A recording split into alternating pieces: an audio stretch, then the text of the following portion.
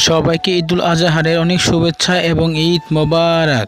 আসসালামু আলাইকুম এভরিওয়ান, আশা সকলে অনেক ভালো আছেন। সবাইকে জানাচ্ছি পবিত্র ঈদুল আজহারের অনেক অনেক শুভেচ্ছা এবং ঈদ মোবারক। তো সবাই কেমন আছেন আপনারা? তো এখন আমি যাচ্ছি মাঠের দিকে। তো মাঠের দিকে যাচ্ছি, রাস্তাটা হাঁটতে হাঁটতে রাস্তাটা ফাঁকা, মানে আমি সকাল সকাল বেরিয়ে পড়েছি। তো এখানে কিছু দোকান বসেছে, যেমন বেলুন এবং অনেক খেলনাপাতি বসেছে টুকটাক। যাই হোক, তো আমি ঈদগাহ মাঠের দিকে হাঁটতে হাঁটতে চলে যাচ্ছি। আরেকটা কথা, যতই বড় হচ্ছি মনে হচ্ছে ঈদের আনন্দটা কীভাবে যেন কমে যাচ্ছে।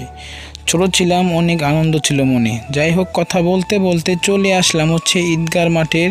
তো ঈদগাহ মাঠে বসে বললাম আমি আমার জায়গা নিয়ে বসে পড়ছি। তো আর একটা কথা, তো এই ঈদগাহ মাঠে আসার সাথে সাথে আমার আরেকজনের কথা মনে পড়লো, সেটা হচ্ছে আমার বন্ধু নাজমুল। তো আমি আমার বন্ধু নাজমুল একসাথে মাঠে নামাজ পড়তে আসতাম, ওই এসেছিল আমার সাথে একবার। যাই হোক, এখন নাই। আর যিনি ঈদের নামাজ পড়াবেন তিনি হচ্ছেন সিরাজগঞ্জের ছেলে আব্দুল বাসেদ খান সাহেব।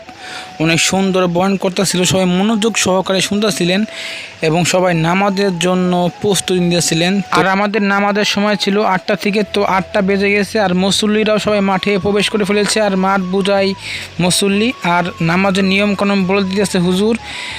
বছরে যে দূরে নামাজ পড়ি আমাদের একটু ভুল হতেই পারে, তাই জন্য আগেই বলে দিয়েছে। আর মুসল্লিরা সবাই দাঁড়িয়ে গেছে, কাতার সোজা করা হচ্ছে এখন। আর যাই হোক, ভিডিওটা আর বেশি বড় করবো না, এখন নামাজ শেষে বাড়ির দিকে যাচ্ছি। আর নতুন কোনো ভিডিওতে আবার দেখা হবে। আসসালামু আলাইকুম, সবাই ভালো থাকবেন, খোদা হাফেজ।